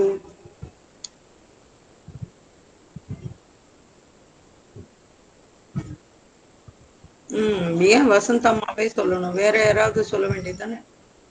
Shanmugapriya என்னாச்சு? மீனாட்சி அம்மா என்னாச்சு? புவனேஸ்வரி அம்மா சொல்லுங்க. இந்த காது வச்சு கேட்கறது இந்த பழங்குடி மக்களுக்கெல்லாம் பழக்கம் அப்படிங்கிற மாதிரி சினிமாவில் காமிச்சிருக்கிறாங்க. ஒரு இங்கிலீஷ் படத்துல கூட ஒரு பாட்டில் மேல பிளேன்ல இருந்து கீழே விழுந்த போது ஒரு ஒரு ஒரு ரொம்ப கிராமத்துக்கு அடிமட்ட கிராமத்துல இருக்கிற ஒரு ஆப்பிரிக்கா பக்கம் ஒருத்தர் போயிட்டு அதை எடுத்துட்டு அது என்னன்னு தெரியாம அலமாதிக்கிட்டு போயிட்டே இருக்க போது ஏதோ சத்தம் கேட்டு டக்குன்னு தரையில காதை வச்சு படுத்து அதை கேட்டுட்டு வேற பக்கம் போயிட்டான். ஏன்னா அங்க ஏதோ ஒரு அனிமல் வருது அப்படின்னு. அதே மாதிரி கும்கின்னு ஒரு படத்துல கூட சும்மா அது நடந்ததுன்னு சொல்றாங்க. அது மாதிரி இருந்திருக்கு. அதனாலதான் அதை பத்தி சொல்ற மாதிரி தோணுச்சு எனக்கு. நம்ம இந்த முன்னாடி எல்லாம் குழந்தைங்க இது மாதிரி பண்ணும். தண்டவாளத்துல போய் காதை வச்சுக்கோம் இல்ல, காதை வச்சுட்டு கேட்கும் ட்ரெயின் எவ்வளவு தூரத்துல வரும் இல்ல. அது நிறைய குழந்தைங்க அது மாதிரி வில்லேஜ் சைட்ல எல்லாம் பண்ணுவாங்க, நான் பார்த்திருக்கேன் அது. சோ இங்க வந்து ஒரு வசந்தாமா என்ன சொல்ல வந்தீங்க? சொல்லுங்க. சாரி. அதேதாம்மா. அந்த ரெயில்ஸ் அந்த தண்டவாளத்துல இருந்து ஒரு 4 கிலோமீட்டர் அந்த பக்கம் இருக்கும் போதே நம்ம காது நார்மலா கேட்கறத விட இன்னும் அதிகமான அப்சார்ப்ஷன் நமக்கு அந்த அவ்வளவு இருக்கும் போதே தெரிய வாய்ப்பு இருக்கு. ஆனா இந்த ஃபர்ஸ்ட் பேரால நமக்கு தேவையான ஒரு விஷயத்த அன்னை சொல்றாங்க. சொல்ல முடியுமா யாராவது என்ன புரிஞ்சுக்கிட்டீங்கன்னு? அம்மா அதுல வந்து அந்த சாதாரண அந்த சென்சஸ், ஹியரிங், சைட், இது டச், இது மாதிரி எல்லாம் பயன்படுத்தி நம்ம இந்த டைப் ஆஃப் டெவலப்மெண்ட்டை பண்ண முடியும். அந்த மென்டல், அதுக்கு வந்து மென்டல் இன்னும் ரொம்ப பவர்ஃபுல் டூல். அது வந்து மைண்ட வந்து நம்ம கான்சென்ட்ரேட் பண்ணி அப்ளை பண்ணி அந்த உயிர்த்துணர்ற சக்தி இன்னும் நல்லா ஒர்க் ஆகும். அது வந்து நம்ம படிக்கும் போதெல்லாம் இதை அப்ளை பண்ணியிருக்கோம், நமக்கு இன்னும் அது ஈஸியா வரும்னு சொல்றாங்க. சொல்லுங்க அம்மா. ஒருமுனைப்படுது, அதாவது நம்ம ஒரு பூவை பார்த்தா கூட உத்து பார்த்துக்கிட்டே இருந்தா அதுல வேற வேற மாதிரி கொஞ்சம் தெரிஞ்சுக்கிட்டே இருக்கும். அதுல வந்து நிறைய அதோட டீடைல்ஸ் எல்லாம் நமக்கு தெரிய ஆரம்பிக்கும். கரெக்ட். பார்த்துட்டே இருக்கணும். பார்த்துட்டே இருக்கும்போது அதனுடைய அழகு வந்து அப்ப இன்னும் கொஞ்சம் தெரியும். அப்பா எப்படியெல்லாம் இறைவன் இதை படைச்சிருக்கான் அப்படிங்கிறது நமக்கு தெரிய வரும். ஒவ்வொரு பூவும் ஒவ்வொரு மாதிரி இருக்கும் இல்லையா? அதனுடைய வாசனை, அதனுடைய அமைப்பு, நிறம், அதெல்லாம் வந்து அவ்வளவு அழகா இருக்கும். உதாரணமா இந்த மரிகோல்டு பூவை பார்த்தால நமக்கு வந்து அவ்வளோ ஆச்சரியமா இருக்கும். எவ்வளவு குட்டி குட்டி குட்டி குட்டியா அவ்வளவு பெட்டல்ஸ் அதுக்குள்ள ஒரு சேர பகவான் வச்சிருக்காரு அப்படின்னு. சொல்லுங்க மங்கை. ஆமா, இது வேலூர்ல ஒரு யோகா கராத்தே எல்லாம் கற்றுக் கொடுக்குற மாதிரி லயன்ஸ் கிளப்ல மாணவர்களுக்கு கொஞ்சம் ட்ரைனிங் கொடுத்தாங்க. கண்ணை கட்டிடுவாங்க. கருப்பு துணியால கண்ணை கட்டிட்டு அவங்க கையில எந்த பொருளை கொடுக்குறாங்களோ, இப்போ பால் கொடுக்குறாங்கன்னா அது என்ன கலர்ன்றத அவங்க கண்டுபிடிச்சு சொல்லுவாங்க. என்னன்னா கண்ணை விட உன்னோட மூளை வந்து தான் வேலை செய்யுது அதுல அப்படின்னு. அது ஏதோ ஒரு திறமை. அவங்க வந்து பயிற்சியின் மூலமா அதை சொல்லிக்கிட்டு இருந்தாங்க. எந்த பொருளை கொடுத்தீங்கனாலும் அதனுடைய கலரை அவங்க ஐடென்டிஃபை பண்ணாங்க. எனக்கு அது அந்த ஆர்ட் பேர் ஞாபகம் வரல, ஆனா அதை செய்யறத நான் பார்த்தேன். சின்ன பசங்க, நல்ல school students, up to 5th படிக்கிற பசங்களே வந்து எந்த பொருளை கொடுத்தாலும் அதை சொல்லுவாங்க. அதே மாதிரி காயின்ஸோ ரூபா நோட்டோ கொடுத்தா அது எவ்வளோ ரூபா அப்படின்றது, அது பிளைண்ட் பீப்புள் தடவி பார்த்து அவங்க ஐடென்டிஃபை பண்றது வேற. கண்ணு தெரியிற பசங்க கண்ணை கட்டிக்கிட்டு அது செஞ்சு காமிச்சாங்கம்மா. நன்றிம்மா. வசந்தாம்மா சொல்லுங்க. அம்மா, நமக்கு முத்துக்குமாரி வந்து நம்மளுடைய ஆறா இருக்கிறத பார்த்தெல்லாம் சொல்லுவாங்களே, இதுவரையும் வருது.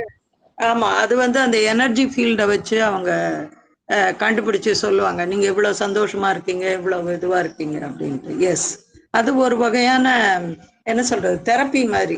அப்ப நம்மள நாமே சரி பண்ணிக்கலாம். இப்ப ரீசெண்டா வந்து ஒரு ஒரு இது சொன்னாங்க. என்னன்னாக்க ஒருத்தர் உட்கார்ந்து இருக்கிற பொசிஷனை வச்சே சொல்லிடலாமா அவங்க வந்து சந்தோஷமா இருக்காங்களா இல்லாட்டி எப்படி இருக்காங்கன்னு. அது கரெக்ட் தானே. நமக்கு வந்து ஒண்ணுமே சரியில்லைன்னா அப்படியே அப்படி குனிஞ்சு போய் ஒரு மாதிரி உட்கார்ந்துருப்போம். சோ அப்ப வந்து அந்த மூளைக்கு அந்த சரியா எதுவும் போகாது அப்படின்னு சொல்லியிருந்தாங்க. புவனேஸ்வரி அம்மா சொல்லுங்க. அந்த டெலிபதின்னு சொல்லிட்டு மனசுல கூட இன்னொருத்தரை கான்டாக்ட் பண்றதுக்கு நம்முடைய உணர்வுகளை விசாலம் பண்ணிக்கலாம் அப்படின்ற மாதிரி. அந்த ரேக்கி கூட அப்படித்தானே, ரேக்கி கூட அப்படித்தானே. டிஸ்டன்ட்ல இருந்துட்டு அந்த யாரு அஃபெக்ட் ஆயிருக்காங்களோ அவங்களுக்கு வந்து ஹீல் பண்ணுவாங்க. இங்க இருந்து அவங்க எனர்ஜியை வந்து அனுப்புறது. இங்க வந்து அன்னை நமக்கு என்ன சொல்றாங்கன்னா, நம்முடைய பிரச்சனையை நாம எப்படி தீர்த்துக்கிறோம், அதுதான் இந்த ஃபர்ஸ்ட் பேரால சொல்றாங்க. அதை யாராவது சொல்லுவாங்கன்னு பார்த்தேன். From the mental point of view it is easier. சொல்லுங்க மீனாட்சி அம்மா. ஆமா, எனக்கு அதாம்மா தோணுச்சு. அதாவது நம்ம புலன்கள் வந்து விரிவடைந்து கூர்மை அடையும் போது நம்முடைய ஏதாவது பிரச்சனைக்கு மதருடைய பதில் என்னன்னு புரிஞ்சுக்கக்கூடிய தன்மை வரும். உடனே அது நமக்கு வந்து அது புரிஞ்சிடும், என்னங்கிறது புரிஞ்சிடும். அந்த அளவுக்கு வந்தா அதை அண்டர்ஸ்டாண்ட் பண்ணி இதுதான் அதுக்கு விடைன்ற மாதிரி புரிஞ்சுக்கக்கூடிய அளவுக்கு நம்முடைய புலன்கள் கூர்மை அடையும்ன்றதுதான் எனக்கு தோணுச்சு. ஆமா, கூருணர்வோட இருக்கும். இது இது வந்து நம்மளுடைய வாழ்க்கையில ஏதான ஒரு பிரச்சனைக்கு தீர்வு வேணும் அப்படின்னு சொன்னாக்க அந்த பிரச்சனையை கான்சென்ட்ரேட் பண்ணும்போது அதுக்கான தீர்வு வந்து கிடைக்கும் அப்படின்னு இங்க வந்து இந்த பேரால அன்னை சொல்றாங்க. இதுதான் வந்து ரொம்ப முக்கியமானது. ஒரு உடல் இதுவா இருந்தாலும் சரி, இல்லாட்டி ஃபேமிலியில ஏதான இருந்தாலும் சரி, இல்லாட்டி சில இதெல்லாம் நம்மளால என்னன்னே கண்டுபிடிக்க முடியாததாக இருந்தாலும் சரி, அப்ப வந்து நமக்கு அந்த அதுல கொஞ்சம் நமக்கு அந்த ஒருமுனைப்பு இருந்தது அப்படின்னு சொன்னாக்க அப்ப நமக்கு கட்டாயம் அதுக்கான தீர்வும் நமக்கு வந்து கிடைச்சிடும். இததான் வந்து இந்த ஃபர்ஸ்ட் பேரால சொல்றாங்க. From the mental point of view it is easier for there you are accustomed to concentration when you want to think and find a solution. ஒரு தீர்வு உங்களுக்கு வேணும் அப்படின்னு சொல்லி நீங்க இது பண்ணீங்கன்னா, instead of following the deductions of thought, அதை பத்தி அப்படியே சிந்திச்சுட்டே போகாம யூ ஸ்டாப் எவ்ரி திங், அதை எல்லாத்தையும் நிறுத்திட்டு and try to concentrate intensify the point of problem. அந்த ப்ராப்ளத்தோட அந்த ஒரு இதை மட்டும் கான்சென்ட்ரேட் பண்ணிட்டு போயிட்டே இருந்தோம் அப்படின்னு சொன்னாக்க அப்போ அதுக்கான ஒரு தீர்வு, இது ஏன் நடந்தது, இது எப்படி நடந்தது அப்படின்னு கேட்க கேட்க அதுல வந்து ஒரு தீர்வும் நமக்கு வந்து கடைசியில அது கிடைக்கும். அதான் ரொம்ப முக்கியமானது. இது அன்னைக்கிட்ட வந்ததுக்கு அப்புறம் அன்னைக்கிட்ட கேட்டா அன்னை ஈஸியா இதை சொல்லிடுவாங்க. மீனாட்சி அம்மா சொன்ன மாதிரி அந்த நம்முடைய உணர்வு வந்து இன்னும் கொஞ்சம் அமைதியாகி அது விரிவடையும் பொழுது இது மாதிரியான பல்வேறு தளத்திலிருந்து நமக்கு கிடைக்கக்கூடிய அந்த தீர்வு அது வந்து நமக்கு எழுத அந்த ஐடியா வந்து நமக்கு கிடைச்சிடும். You stop everything and wait until by the intensity of the concentration you obtain an answer. உனக்கு அதற்கான ஒரு பதில் உனக்கு கிடைக்கும். This also requires some time. இது பல சமயம் எனக்கு நடந்திருக்கு. நான் வந்து சில விஷயங்களை யார்கிட்டையும் நம்மளால சொல்ல முடியாது. அது நம்முடைய ரொம்ப ரொம்ப பர்சனலான விஷயமா இருக்கும். நம்ம என்ன சொல்றது, யார்கிட்ட சொல்றது அப்படிங்கிறதே நமக்கு தெரியவே தெரியாது. அப்போ அது மாதிரியான சமயங்கள்ல எல்லாம் வந்து அன்னைக்கிட்ட அது சொல்றது, இது ஏன் நடந்துச்சு, இது எப்படி, எதனால இப்படி நடந்துச்சு, யார் மேலேயும் இதுல தப்பு இல்லையே, இது ஏன் இப்படி நடந்தது அப்படின்னு சொன்னாக்க, அப்ப வந்து அன்னை ஒரு முறை எனக்கு அது மாதிரி ஒரு விஷயத்த வந்து எனக்கு வெளிப்படுத்தினாங்க. சோ அப்படி நமக்கு வந்து அப்ப ஈஸியா புரிஞ்சிடுது. அதனால ஒரு நமக்கு வேற என்ன செய்யணும், இல்லாட்டி அது ஒரு நபராக இருந்தா அந்த நபரை இனிமே நாம எப்படி கையாளணும் அப்படிங்கறதெல்லாம் நமக்கு வந்து அது தெரிஞ்சிடுது. ஸோ இது this also requires sometimes, but if you used to be a good student, you must be quiet. அதான் நம்ம வந்து ஒரு நல்ல மாணாக்கனாக அன்னைக்கிட்ட இருக்கணும் அப்படிங்கிறதும் இதுல இருந்து தெரியுது. So there is a kind of extension of the physical senses. Red Indians, அதாவது செவ்விந்தியர்களும் நாய்களும் அதே போல ரொம்ப இப்போ ஒரு வீட்டு வாசல்ல நாய் ஊழையிடுதுன்னா நம்ம என்ன சொல்லுவோம்? ஏதோ அந்த வீட்டுக்காரங்களுக்கும் அந்த தெருவில் இருக்கிறவங்களுக்கும் கஷ்டம் வரப்போகுதுன்னு ஏதோ ஒரு அசம்பாவிதம் அங்க நடக்க போகுது, யாரோ வந்து இறந்து போகிறார்கள் அப்படிங்கிற மாதிரி சொல்லி வச்சிருக்காங்க. அது இன்றளவும் அது சரியாக தான் இருக்கு. ஏன்னா அந்த நாய்களுக்கு வந்து அந்த கூர் உணர்வு இருக்கு. என்ன சொல்லுங்க? இப்போ அப்படி இல்ல மேடம், எந்த நேரமும் எல்லாம் சேர்ந்து போரஸா ஆரம்பிக்குதுங்க மேடம். இல்ல அது சாப்பாடு போடலனாலும் இப்ப எல்லாம் ஊழையிடுது. அப்படி இல்ல மேடம், எங்கேயாவது ஒரு நாய் ஏதோ ஒரு ஃபீலிங் ஒண்ணு செஞ்சதுன்னா எல்லாமே சேர்ந்துட்டு எல்லாம் சேர்ந்து ஒரே சில சமயம் பர்டிகுலரா ஒரு இடத்துல மட்டும் நின்று அது பண்றது உண்டு. அது ஸ்பெசிபிக்கா நமக்கு வந்து தெரிஞ்சிடும். கரெக்ட் தான். சொல்லுங்க மைத்திலி. இல்ல அதுவும் மனிதர்கள் மாதிரி மாறிடுச்சு. மனுஷங்க மாதிரி அதுவும் மாறிடுச்சு இப்போ. சரி. அடை வந்து தன்னுடைய ஒரு நண்பனை பத்தி யாரு வசந்தம்மா சொல்லுங்க. அம்மா, அந்த நாய்களுடைய அந்த ஸ்னிஃபரிங் மோப்ப சக்தியை தான் இப்ப வந்து அவங்க போலீஸ் டிபார்ட்மெண்ட் எல்லாம் பயன்படுத்துறாங்க, இன்வெஸ்டிகேஷன்ஸ் இல்லையா? ஆமா, அது பயன்படுத்துறாங்க. இன்னொன்னு இந்த சுனாமி எல்லாம் வரப்போதுதான் நாய்களுக்கு தான் முதல்ல தெரியும். அது வந்து ஓடி போயிடும். அந்த கடற்கரையை விட்டு. ஆமா, அந்த அனிமல்ஸுக்கு ட்ரைனிங் வேற கொடுத்து தயார் பண்றாங்க. இல்ல ட்ரைனிங் இல்லாமலே இந்த அனிமல்ஸ் எல்லாம் இது வரப்போகுது அப்படின்னா, சுனாமி வரப்போகுதுன்னா ஓடி போயிடும். அதே மாதிரி பேர்ட்ஸ் எல்லாம் பாத்தீங்கன்னா அங்க இருக்காது, அதுவும் ஓடி போயிடும். ஏன்னா அவங்களுக்கு தான் அது ஈஸியா தெரியும் நம்மளை விட. நாம அங்க நின்று வேடிக்கை பார்த்துட்டு இருப்போம். இங்க பாண்டிச்சேரியில சுனாமி வந்தப்போ அப்படிதான் எல்லா பேர்ட்ஸ் எல்லாம் அப்படியே கூட்டம் கூட்டமா பறந்தே போயிடுச்சு. அது அப்புறமா தான் சொல்றாங்க, இதுல இருந்து அனௌன்ஸ் பண்றாங்க சுனாமி வரப்போகுது அப்படின்னு சொல்லிட்டு. ஆனா எல்லாம் போய் வேடிக்கை பார்த்துட்டு இருந்தாங்க. அது எவ்வளவு தூரம் வருது, என்ன செய்யுது, ஓடி போயிடலாமா அப்படின்ற மாதிரி எல்லாம் பார்த்தாங்க. ஸோ இது டாக்ஸ். அதனால அண்ணன் இங்க சொல்றாங்க ஹிப்போட்ரோம் அப்படின்னா என்ன, யாராவது பாத்தீங்களா? அது வந்து ஏதோ ஒரு ஈக்வெஸ்ட்ரியன் பிளே கிரவுண்டோ ஏதோ ஒண்ணு சொல்றாங்கம்மா.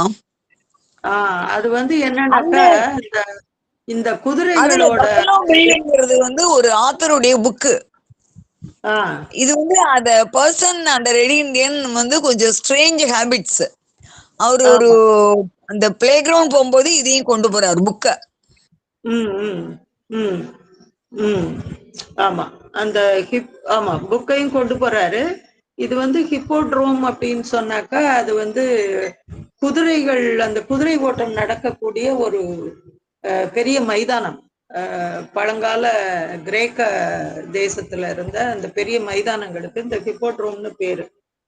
ஸோ அது வந்து அன்னை வந்து அந்த மனிதர் செய்ததை, அந்த ஃப்ரெண்டு செஞ்சதை இங்க விவரிக்கிறாங்க. அவர் வந்து காதை தரையில வச்சு எந்த அனிமல் எவ்வளவு தூரம் வருது அப்படிங்கிறத அவர் கண்டுபிடிச்சு சொல்வாரு.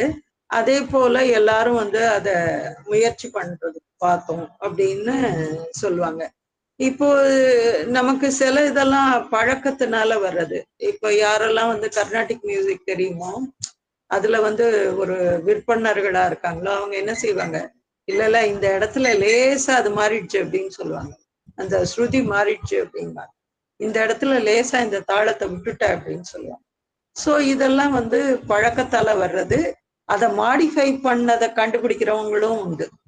ஸோ அந்த கொத்தமங்கலம் சுப்புன்னு ஒருத்தர் இருப்பாரு, எல்லாரும் கேள்விப்பட்டிருப்பீங்க இந்த பழைய ஆட்கள்லாம்ல. அவர் ஒரு கிரிட்டிக் இல்லையா? ஆமா, சுப்புடு அப்படிங்கிறவர் வேற ஒருத்தர் நினைக்கிறேம்மா. வேற ஒருத்தர் சுப்புடு வந்து critic. சுப்புடு சுப்பு வேற ஒருத்தர் sorry, correct.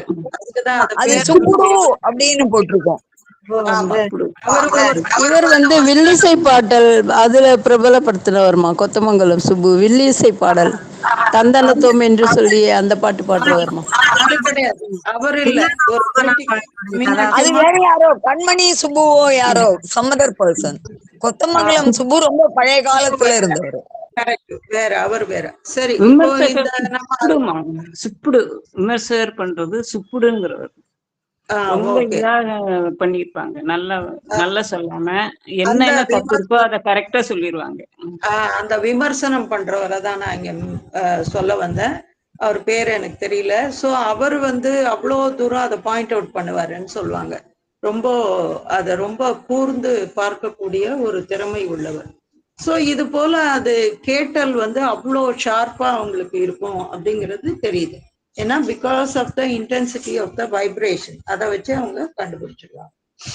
And then you try, that is how you prepare yourself. இப்படிதான் நீ வந்து உன்னைய தயார்படுத்திக்கொள்ளணும். You think you are playing, இது ஏதோ விளையாட்டு அப்படின்னு நீ நினைச்சுக்கலாம். ஆனா you are preparing yourself for later on. So பல விஷயங்களுக்காக நீ வந்து உன்னை நீயே இதை தயார் செஞ்சுக்கிற அப்படிங்கிறத சொல்றாங்க. சோ நாமளும் இது மாதிரி ஏதாவது முயற்சி பண்ணலாம். சொல்லுங்க வசந்தம்மா. அம்மா, இது வந்து மதர் 1962ல சொல்லியிருக்காங்க. ஆனா இத பேஸ் பண்ணி கனெக்டடான விஷயங்கள் மாண்டிசோரி ஃபார்மேஷன்ல இருக்குங்கிறத சொல்றீங்க இல்லையா? அப்ப அன்னையார் கூறியது இங்க சரியா ஒரு டைரக்ஷன்ல ஒர்க் ஆயிருக்கு. ஆமா, அந்த எஜுகேஷன், மாண்டிசரி எஜுகேஷன்ல மெயினா இதை தான் சொல்லி கொடுப்பாங்க. அந்த டச்சை வச்சுட்டு ஒவ்வொன்றா இது பண்றது, அது மெயினா இருக்கும். அப்போ வந்து அந்த குழந்தைகளோட உணர்வு வந்து இன்னும் கொஞ்சம் ஷார்ப்பா ஆகும். அப்புறம் வந்து கான்சன்ட்ரேஷன் இன்க்ரீஸ் ஆகும். இதுக்கு தான் வந்து அவங்க அது மாதிரி அந்த குழந்தைகளை வந்து பயிற்றுவிக்கிறாங்க. அப்கோர்ஸ் நம்ம காலத்துல அது கிடையாது. பட் நமக்கு வந்து இந்த வாய்ப்பாடெல்லாம் திருப்பி திருப்பி சொல்லி சொல்லி சொல்லி சொல்லி என்ன ஆகும், இப்ப கேட்டா கூட நம்ம சொல்லுவோம் இல்லையா? அது ஒரு விதமான ஒரு டிசிப்ளின். ஸோ இது எதுவுமே வந்து அந்த சமயத்துக்கு ஒன்றும் நமக்கு பெருசா தோணலை அப்படின்னு சொன்னாலும் இன்னைக்கு தோணுது.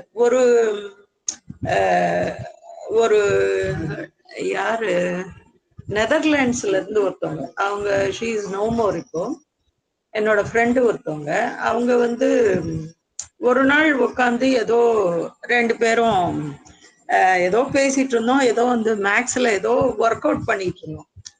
அப்போ 19 டிவைடட் பை ஏதோ சம்திங் 4 அப்படின்னா எவ்வளவு வரும் அப்படின்னு சொன்னாக்க நான் வந்து உடனே சொல்லிட்டேன். ஏன்னா அந்த வாய்ப்பாடு மனப்பாடம், ஒரு உதாரணத்துக்காக சொல்றேன். அவங்க வந்து கால்குலேட்டர் எடுத்து அவங்க போட்டு சொன்னாங்க. அப்புறம் சொன்னாங்க, எப்படி நீ உடனே சொன்ன அப்படின்னாங்க. நான் சொன்னேன், சின்ன வயசுல இருந்தே எங்களுக்கு இப்படிதான் சொல்லி கொடுத்துருக்காங்க. சிம்பிளா இருக்கிற இதெல்லாம் டிவிஷன்ஸ் எல்லாம் மனசுலயே போட்டு அது கரெக்டா நாங்க சொல்றது. அதாவது 2 டெசிமல்ஸ் வரைக்கும் நம்ம சொல்லிடுவோம் இல்லையா? அதை வந்து அவங்க அவ்வளோ ஆச்சரியமா பார்த்தாங்க. ஸோ இது இந்தியர்களுடைய இது திறமை. அதனாலதான் இந்த ஐடி ஃபீல்டுல எல்லாம் பார்த்தீங்கன்னாக்கா அந்த கோடிங் போடுறதுல நம்ம வந்து எத்தர்கள், நம்முடைய இந்திய இளைஞர்கள். ஸோ அது ஏன் அப்படின்னு சொன்னா இது மாதிரி ரொம்ப ஒரு கான்சன்ட்ரேட்டடா அதை டக்கு டக்குன்னு ஒரு இன்ட்யூஷனோட வேகமா செய்யக்கூடிய ஒரு பழக்கம் நமக்கு இந்தியர்களுக்கு இருக்கு. ஓகேவா? அடுத்த அஃபோரிசம் போலாமா? யாராவது வாசிக்கிறீங்களா? 73, 74, 75 வாசிக்கட்டுமாமா? வாசிங்க மீனாட்சியம்மா. When wisdom comes, her first lesson is, there is no such thing as knowledge. There are only apercus of the infinite deity. This is very good. There is no need for any questions. 74. Practical knowledge is a different thing. That is real and serviceable but it is never complete. Therefore, to systematize and codify, it is necessary but fatal. 75. Systematize we must, but even in making and holding the system, we should always keep firm hold on this truth that all systems are in their nature transitory and incomplete. I have looked at this very, very often. There was even a time when I thought that if one could have a total, complete, and perfect knowledge of the entire working of physical nature as we perceive it in the world of ignorance, that might be a way to rediscover or to reattain the truth of things. After my latest experience, I cannot think this anymore. Latest experience on the particular yogic experience which took place on 13th April 1962. I do not know if I am making myself clear. There was a time for a very long period when I thought that if science were to realize its full potential, but in an absolute way, if that were possible, it would reach true knowledge. For example, in its study of the composition of matter, by pushing and pushing its investigations further and further, a time would come when the two would meet. Well, when I had the experience of passing from the eternal truth consciousness to the consciousness of the individualized world, it became clear to me that this was impossible. And if you ask me now, I think that both these things, the possibility of a meeting by carrying science to its extreme and the impossibility of any true conscious connection with the material world, are equally incorrect. There is something else. And these last few days. தேங்க்யூமா. தமிழ்ல யாராவது வாசிங்க. அம்மா வாசிக்கிட்டுமாம்மா? வாசிங்க மீரா. விவேகம் வரும்போது அவளுடைய முதல் பாடல் அறிவு என்று ஒன்று இல்லை, அனந்த தேவனின் காட்சிகளே எல்லாம் என்பதுதான். இது வெகு அருமை. கேள்விகளுக்கே தேவையில்லை. 74. நடைமுறை அறிவு வேறு விஷயம். அது மெய்யானது, பயனுள்ளது. ஆனால் அது ஒருபோதும் முழுமையாயிராது. ஆகவே அதை முறைப்படுத்துவதும் வகைப்படுத்துவதும் தேவை. ஆனால் அது அழிவதுக்கு ஏதுவானதாகும். 75. நாம் முறைப்படுத்தியாக வேண்டும். ஆனால் முறைமையை சிஸ்டம் உண்டாக்கி அதை பற்றி கொண்டிருக்கும் போதும் எல்லா முறைமைகளும் அவற்றின் தன்மையில் விரைவில் மறையக்கூடியவை, அரைகுறையானவை என்னும் உண்மையை உறுதியாக பற்றி கொள்ள வேண்டும்.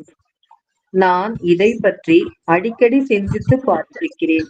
ஒரு காலத்தில் இந்த அஞ்ஞான உலகில் தூல இயற்கையை நாம் பார்க்கும் அளவில் அதன் செயல்முறை முழுவதையும் முழுமையாகவும் பூரணமாகவும் புரிந்து கொண்டால் அந்த வழியில் பொருள்களின் உண்மையை மீண்டும் கண்டுபிடித்து விடலாம் என்று நான் நினைத்தேன். அண்மையில் நான் பெற்ற அனுபவத்திற்கு பின் என்னால் அவ்வாறு கருத முடியவில்லை. 13 ஏப்ரல் 1962 ஏற்பட்ட ஒரு யோக அனுபவம். நான் சொல்வது உங்களுக்கு புரிகிறதோ என்னவோ. ஒரு காலத்தில், நீண்ட காலத்திற்கு அறிவியல் அதன் உள்ளார்ந்த ஆற்றல் முழுவதையும் வளர்த்து கொண்டு விட்டால் அது உண்மையான ஞானத்தை அடைந்துவிடும் என்ற கருத்தை கொண்டிருந்தேன். உதாரணமாக, தடம் ஆக்கப்பட்டிருக்கும் முறையை ஆராய்வதில் ஆராய்ச்சியை நீட்டிக்கொண்டே போனால் இரண்டும் சந்திக்கும் ஒரு காலம் வரும் என்று நினைத்திருந்தேன். இப்பொழுது நித்தியமான உண்மை உணர்விலிருந்து ட்ரூத் கான்சியஸ்னஸ், விஞ்ஞான உணர்வு, தனித்தன்மை பெற்ற உலகுணவிற்கு மாறும் அனுபவம் பெற்ற பின் அது சாத்தியமில்லை என்பது எனக்கு தெளிவாயிற்று. இப்பொழுது என்னை கேட்ட அறிவியலை அதன் எல்லைக்கு கொண்டு போய் இரண்டும் சந்திக்கும் வாய்ப்பு உள்ளது என்பதும், ஸ்தூல உலகுடன் உண்மையான உணர்வுள்ள தொடர்பு எதுவும் ஏற்படுவது சாத்தியமில்லை என்பதும் இரண்டுமே ஒரே அளவுக்கு தவறானவை என்று கருதுகிறேன். வேறு ஒன்று உள்ளது. நன்றி. நன்றி. சரி, இது யாராவது சொல்லுங்க பார்க்கலாம். 73 அபோரிசம் நம்பர் 73. சண்முகப்பிரியா, ஏதாவது தெரியுதா? தெரியலையா? கவனிக்கவே இல்லையோ? இல்லம்மா, கவனிக்க. ஓகே, வேற யாராவது?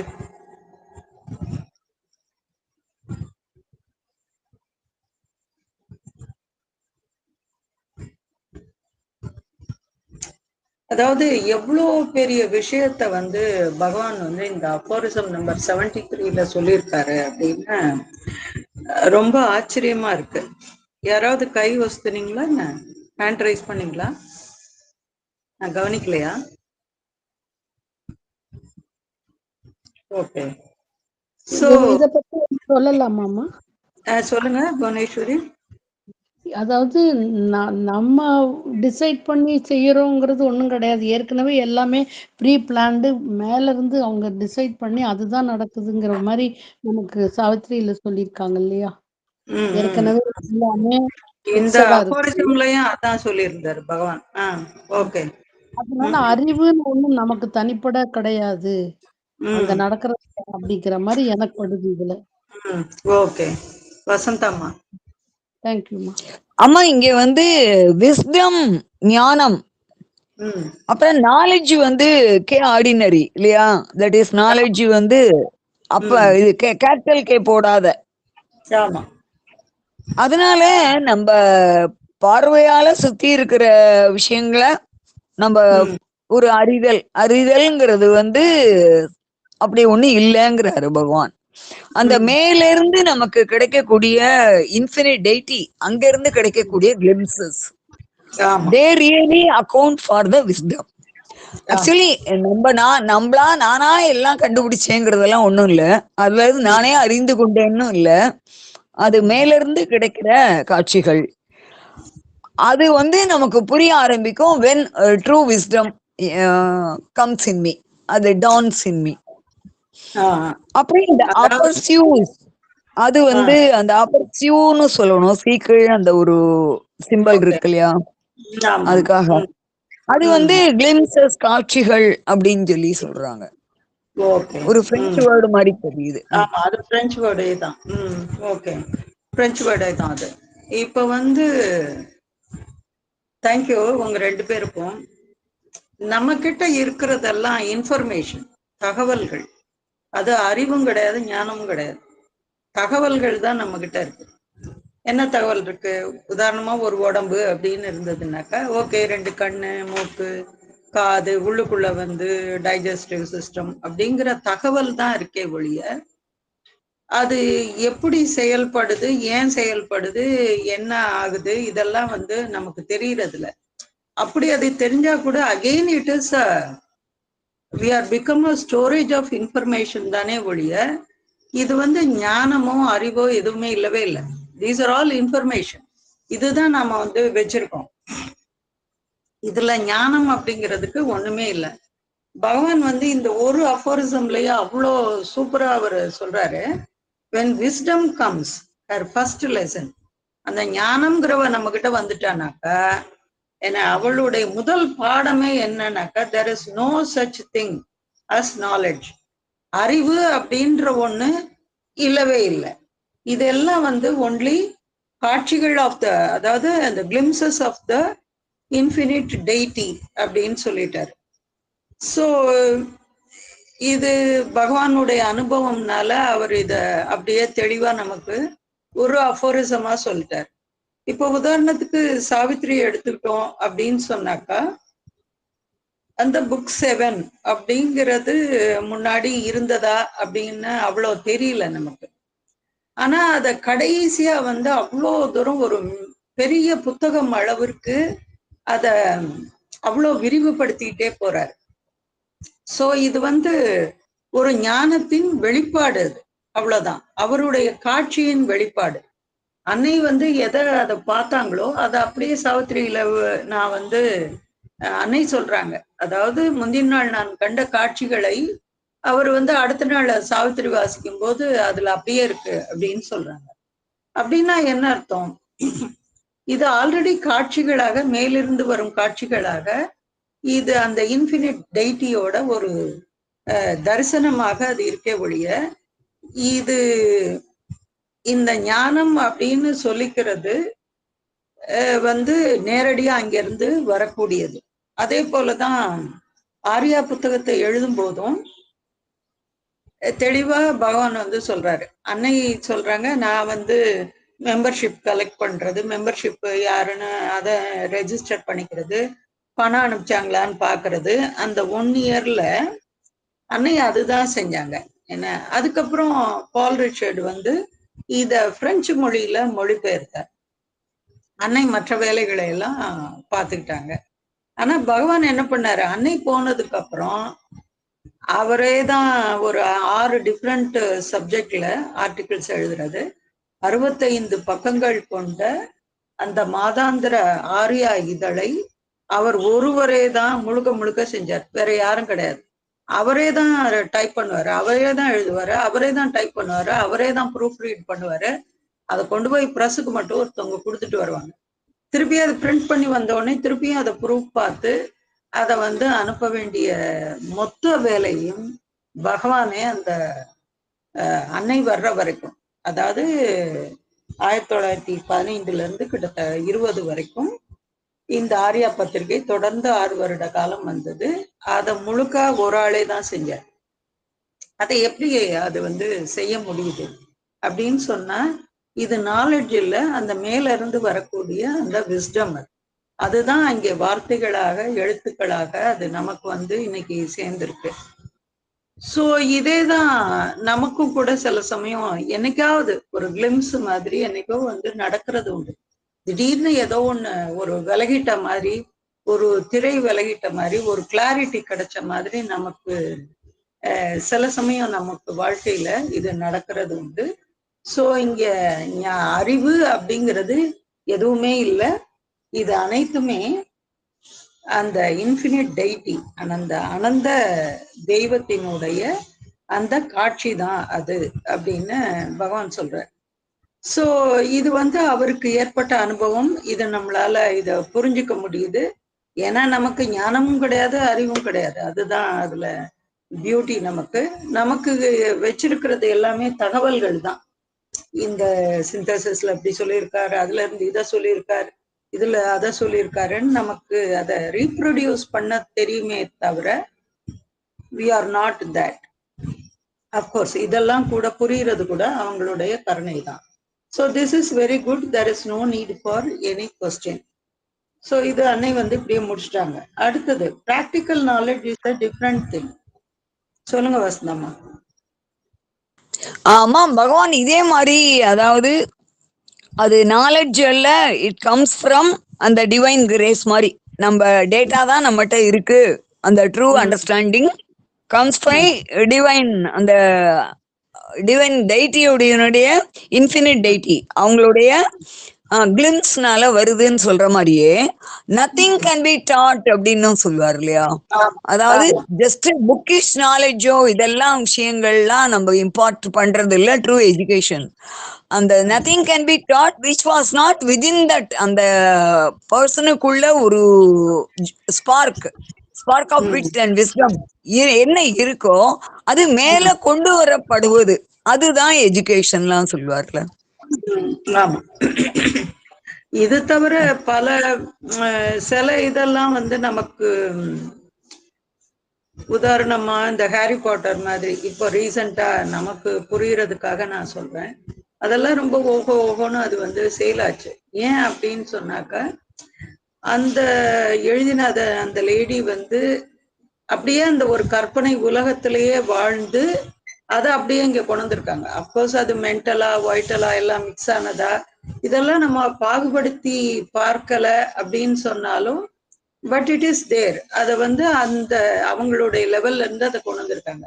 அதே மாதிரிதான் ஒரு காலத்துல நம்ம கொண்டாடினோம் ஷேக்ஸ்பியரோடதெல்லாம் வந்து சூப்பரான கவிதைகள் அப்படின்னு சொல்லிட்டு. நம்ம ரவீந்திரநாத் டாகூர் வந்து நோபல் பிரைஸ் எல்லாம் வாங்கியிருக்காரு லிட்ரேச்சருக்கு. அந்த கீதாஞ்சலி அப்படிங்கிற ஒரு கவிதை போதும் அப்படிங்கிற மாதிரி. But as a devotee of mother and share Bindu we know, நமக்கு தெரியும் சாவித்ரி வந்து எத்தகையது அப்படிங்கிறத அது நமக்கு தான் புரியும். இப்போ வந்து ஆரோவில் ரேடியோவுக்காக அந்த புக் 7 Canto 6 எழுதும்போது எனக்கு எதை விடுறதுன்னே தெரியவே இல்லை. ஏன்னாக்கா எல்லா லைன்ஸையும் சொல்லணும் போல இருக்கு. பட் ஒரு 30 minutes 30 to 40 minutes. அப்புறம் இது வந்து பெரிய காதையாக இருக்கு. ஒரு 615 வரிகள் இருக்கு. இதை இவ்வளத்தையும் எப்படி நம்ம சொல்றது அப்படிங்கிறதும் இருக்கு. அதுல முக்கியமானது விட்டு போயிடுமோ என்னவோ அது எனக்கு தெரியாது. பட் இப்போ இன்னைக்கு மத்தியானம் உட்காந்து திருப்பியும் படிக்கும் போது எவ்வளோ சொல்லியிருக்காரு பகவான் அப்படிங்கிறது நமக்கு தெரியுது. ஸோ அதுலயும் இதே கருத்தை சொல்றாரு. நான் அடுத்த வாரம் அதை சொல்றேன், நான் மார்க் பண்ணி வச்சிருக்கேன். அதனால இந்த ஞானம் அப்படிங்கிறது வந்து அது தானே வருவது, நம்முடைய முயற்சியாலேயோ எதுலையுமே அது வந்து வர்றதில்லை. அது வந்து ஒரு அகக்காட்சி அப்படிங்கிறது எவ்வளவு முக்கியமானது அப்படின்ட்டு. நீங்க மனோஜ்தாஸ், ப்ரொஃபசர் மனோஜ்தாஸை கேள்விப்பட்டிருக்கீங்களா? ஆசிரம்ல ட்ரஸ்டி கிடையாது. அம்மா அவருக்கு தான் பத்மஸ்ரீ அவார்டு வந்ததா? பத்மஸ்ரீ அவார்டு வந்தது. S, you are right. அவர் வந்து ஒரு ரொம்ப லிட்ரேச்சர்ல ரொம்ப இதானவர். சாவித்ரி பவன்ல எல்லாம் ஒரு தடவை டாப் கொடுத்துருக்காரு. அவர் வந்து இந்த பிலாசபி அடிப்படையாக கொண்ட ஷார்ட் ஸ்டோரிஸ் எழுதியிருக்காரு. அது ரொம்ப ஃபேமஸ் அந்த புக்கு, என்கிட்ட இருக்கு அந்த புக்கு. அது வந்து அதுல பிஹெச்டி பட்டம் வாங்கினவங்க இருக்காங்க, அதை ரிசர்ச் பண்ணி. இது மாதிரி அதுல எல்லாம் ஒவ்வொன்றையும் ஒவ்வொரு இது மாதிரியான ஒரு ஆன்மீக விஷயங்கள் வந்து அதுல பொதிந்திருக்கும். ஏற்கனவே நான் சொல்லியிருக்கேன்னு நினைக்கிறேன். ஒரு இது அதுல வர்ற கதையா என்னங்கிறது எனக்கு நினைவுல இல்லை. ஒரு பையனை வந்து ரொம்ப அவங்க அப்பா வந்து குருகுலத்துல அந்த காலத்துல கொண்டு போய் ஒரு ஆசிரியர்கிட்ட விடுவாரு. அந்த பையன் ஒரே மக்கு, என்ன சொன்னாலும் ஏறாது. அவர் சொல்லிடுவாரு, இவனுக்கு வந்து சரியில்லை, நீங்க வந்து கூட்டிட்டு போங்க அப்படின்னு சொல்லிட்டு அனுப்பிச்சு விட்டுருவாரு. அப்பா வந்து திட்டுன்னு திட்டி, நீ என்ன பண்ணுவியோ தெரியாது, ஒழுங்கா படிக்கணும், திருப்பி கொண்டு போய் விடுவாரு. திருப்பியும் அவர்கிட்ட மன்றாடி விட்டுட்டு வருவாரு. அப்பையும் அந்த பையனுக்கு ஒன்றும் ஏறாது. ஸோ அந்த குருவுக்கு பொறுக்க முடியல. கடைசியில என்ன பண்ணுவாரு, நீ போயிடு இங்க இருந்து, உனக்கு வந்து என்னோட எனர்ஜி தான் வேஸ்ட், உனக்கு ஒண்ணுமே மண்டையில ஏறலன்னு சொல்லி விரட்டி விடுவாரு. அப்போ அந்த பையன், அந்த மாணாக்கன் வந்து ரொம்ப அழுவான். எனக்கு வந்து வீட்டுல போனா எங்க அப்பா என்ன செய்வார்னு எனக்கு தெரியாது, கடைசியா நீங்க ஏதாச்சும் ஒரே ஒரு வாக்கியம் மட்டும் சொல்லுங்க, அதை மட்டும் நான் உங்கள்கிட்ட இருந்து ஒரு பாடமா எடுத்துட்டு போறேன் அப்படின்னு அந்த பையன் சொல்லுவான்.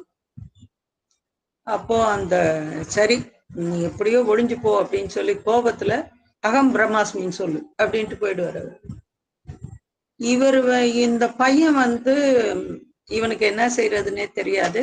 நிறைய தூரம் நடந்து போனோம், வீட்டுக்கு போனா கண்டிப்பா வந்து ஒரு பெரிய பிரச்சனை ஆகும் அப்படின்னு சொல்லிட்டு நடந்து போய் நைட்டு வந்து எங்கேயுமே போகாம ஒரு கிணத்தடிக்கிட்ட உட்காந்து, ஒரு கிராமத்துல உட்காந்து அகம் பிரம்மாஸ்மின்னு வாத்தியார் சொன்னதையே சொல்லுவான் த்ரூ அவுட் நைட்டு. அப்போ அந்த விடிகாலை வரும் பொழுது அவன் தான் யார் அப்படிங்கிறத உணர்ந்துடுவான், தன்னுடைய ஆன்மாவை உணர்ந்துடுவான் அகம் பிரம்மாஸ்மி அப்படின்னு சொன்னதுனால. இது மாதிரியான அது எப்படி வந்தது அப்படின்னு சொன்னா, அந்த சொற்றொடரே ஒரு காட்சியாக அந்த பையனுக்கு வந்து அதுவே ஒரு ஆன்மீக ஞானமாக கடைசியில அவனுக்கு கிடைச்சது.